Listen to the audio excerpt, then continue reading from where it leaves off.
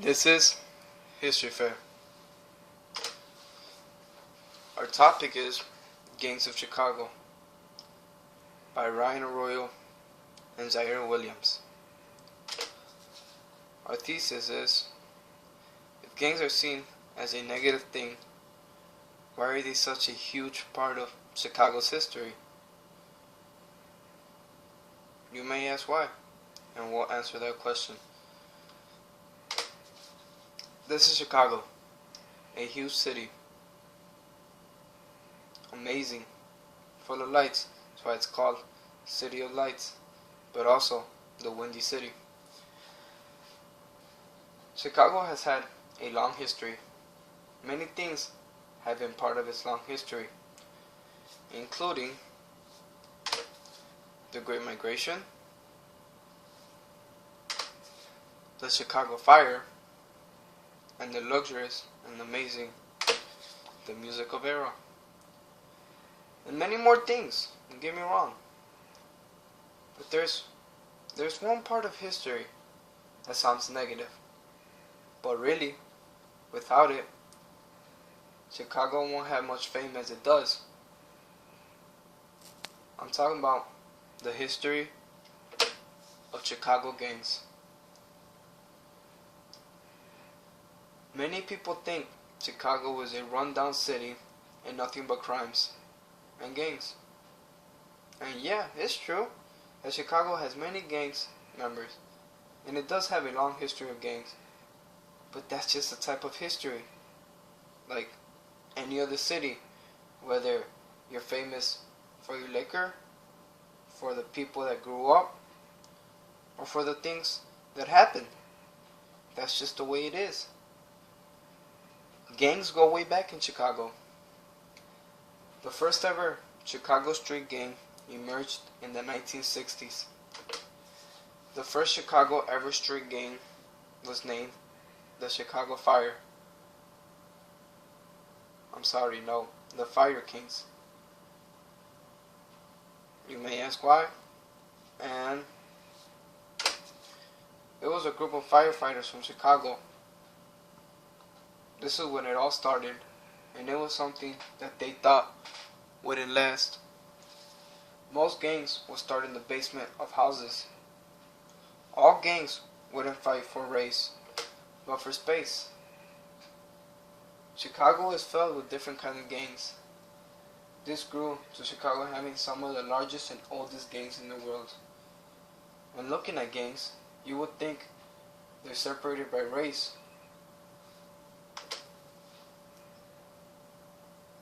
But they're not. For example, there's blacks, Mexicans, white, and many other different types of gangs in Chicago. But it's not separated like that, it's by space. Black gangs are dominating. The almighty Black P. Stone Nation was the most notorious black gang for a while in Chicago. It was founded by Jeff Fort. It was formed in the late 1950s as the Black Stone Rangers. Their streets are the Woodlawn neighborhood in the south side of Chicago. The rivals are the Folk Nation. They have between 30,000 and 42,000 members. The Gaylords are one of the oldest gangs. Don't get me wrong, Mexicans are growing also.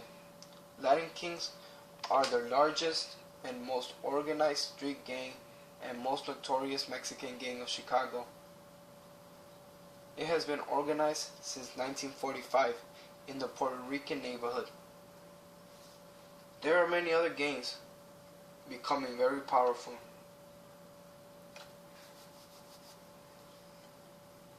Gangs are just a group of people that like to make money. Anyway, even illegally. Most of the times, gangs make money selling marijuana, cocaine, or other illegal drugs. They also love to kill a rival gang member. That's what makes Chicago so bad. Many killings? Well, gangs are proving themselves. They also make money stealing and selling prostitutes. Many times gangs love to bring in teenagers so that they can grow and be a strong gang member, or even one day be a leader. Teenagers to love to join gangs because it makes them feel like they are part of something important, and they think they will always be protected. They love using drugs at a young age, and sometimes gangs bring them in just to make them leaders. Well, for them to one day become leaders. Many times gang leaders end up in state penitentiaries or county jails, or they just die. Many times they die, but that doesn't affect the gang for a while because they would have it all planned out. They would get a whole new leader, and sometimes they are even in the prison also. Prison inmates are mostly gang members. Sometimes some gangs even form in their prison. In Chicago, they came up with something called the Projects. This was a public housing apartment meant for people that need help with homes. Gangs saw this as a way to make money, and easy money too. Gangs would claim a project and make it as their own, a way to make money. Almost every project had its own gang running it. Gangs would sell drugs and many other things in these projects. Many times, gang members of Chicago would get a room in the project and use it as their main business place. Some gangs ran most of the projects in the Chicago. They became very dangerous, though it was meant to be a good place. Project was meant to be a good place, but that couldn't happen with gang members or just a gang running it and using it as their shop or their business place. Not only does Chicago have some of the most famous gangs, but some of the most famous gangsters. A huge example was Al Capone. Al Capone was born in Brooklyn, New York. You may ask, why is this so big with Chicago? Well, he quickly became a 5-point gang member. Al Capone moved out to Chicago to make quick money. Al Capone became a gang commander.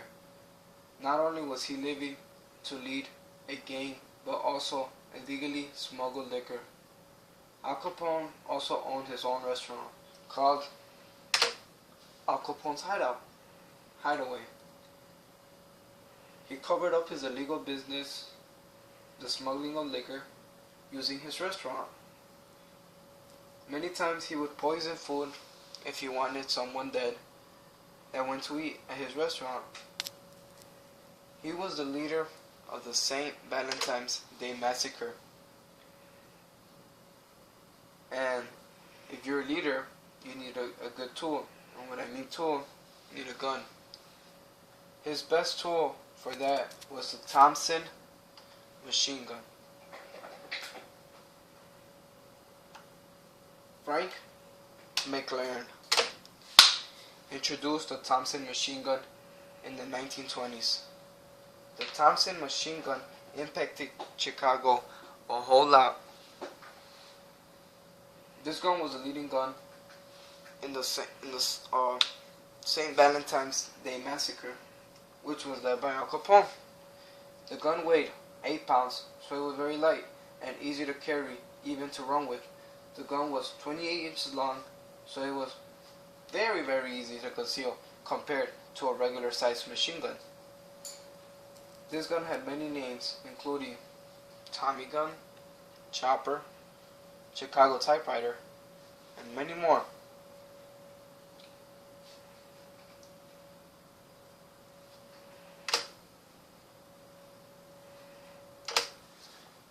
May you still ask, if gangs are so negative, Why are they a huge part of history? If I didn't answer it, there is many answers. But the thing is, gangs make up Chicago, and Chicago make up gangs. When telling the history of Chicago, you must include gangs. But the simple answer is, Chicago's grew up as a city, but not alone. It grew up with gangs. Gangs grew up with Chicago. Gangs grew up in Chicago. That's why it's a huge part of history. And it's a history because anything that happened in Chicago with gangs moved on to other cities, which made it history in other cities. So that's why gangs are a huge part of Chicago's history, even though it's a negative thing.